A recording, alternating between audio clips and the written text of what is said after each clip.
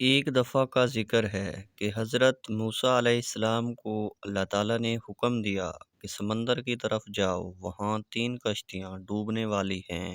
حضرت موسیٰ علیہ السلام فوری حکم الہی کی تعمیل کرتے ہوئے سمندر کی جانب چل دیے۔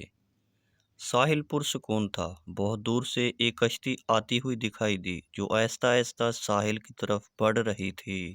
ابھی وہ کنارے سے کچھ ہی فاصلے پر تھی کہ حضرت موسیٰ علیہ السلام نے آواز دی کہ اے کشتی والو، اللہ کا حکم آنے والا ہے، ہوشیار رہنا۔ انہوں نے جواب دیا، آپ جانتے ہیں کہ اللہ کے حکم کو کوئی نہیں ٹال سکتا، ہم تو اس کے بندے ہیں جو حکم الہی کے پابند ہیں۔ کشتی والے ابھی یہ بات کہہ رہے تھے کہ اچانک ایک موج اٹھی اور کشتی ڈوبنے لگی۔ سوار اپنے آپ کو بچانے کی کوشش کرنے لگے، اتنے میں ایک اور زبردست موج آئی اور کشتی کو اپنے ساتھ بہا کر سمندر کی تہہ میں لے گئی۔ تھوڑی ہی دیر میں ایک اور کشتی نظر آئی تو حضرت موسیٰ علیہ السلام نے انہیں بھی خبردار کیا اور کہا کہ ذرا محتاط ہو کر آنا۔ انہوں نے بھی پہلے والوں کی طرح جواب دیا، جو کچھ ہونا ہے ہو کر رہے گا، اور کشتی کو کنارے کی طرف لاتے رہے، یہاں تک کہ ساحل کے قریب آتے آتے یہ کشتی بھی ڈوب گئی۔ حضرت موسیٰ علیہ السلام اللہ کی رحمت کے بارے میں سوچوں میں محو تھے کہ انہیں ایک تیسری کشتی نظر آتی ہے۔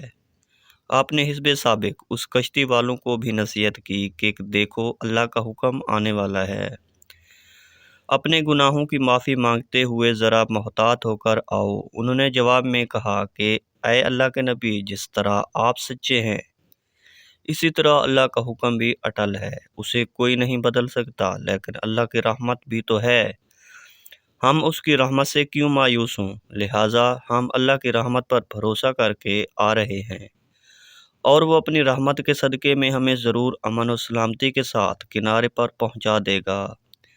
کشتی والوں کا یہ جواب سن کر حضرت موسیٰ علیہ السلام خاموش ہو گئے۔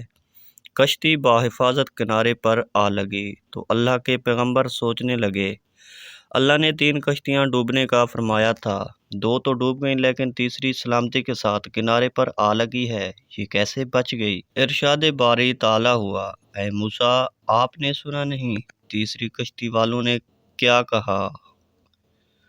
انہوں نے میرے حکم کو تسلیم کیا تھا، میری رحمت کو آواز دی تھی اور اس پر پورا توکل اور بھروسہ بھی کیا تھا، تو اس لیے یہ کشتی میری رحمت کے طفیل بچ گئی، کیونکہ جو بھی میری رحمت کے دروازے پر آ کر صدا دیتا ہے میں اسے نا امید نہیں کرتا۔